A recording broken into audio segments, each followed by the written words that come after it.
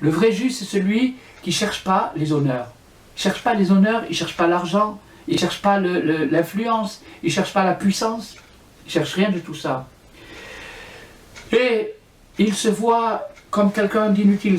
Le meilleur exemple de toutes les générations, c'est Moïse, qui, lorsque Dieu lui a proposé d'aller sortir le peuple juif d'Égypte, il ne voulait pas.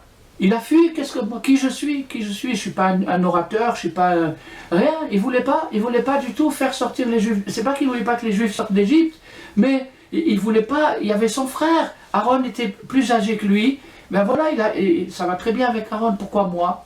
Ça a duré 7 jours que Dieu a dû le convaincre avec des arguments divins pour l'amener à faire sa mission, et à la fin il a fini par accepter. Mais il a accepté un petit peu de force. Parce que Dieu voulait qu'il aille au travail, qu'il aille faire sortir les Juifs d'Égypte.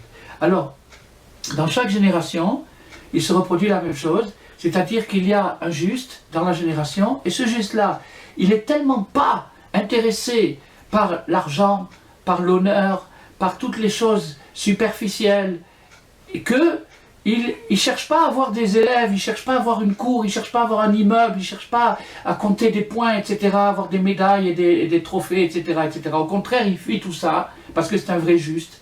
Et donc, à la limite, il n'est pas intéressé du tout de rentrer dans un jeu politique ou un jeu communautaire, quel qu'il soit.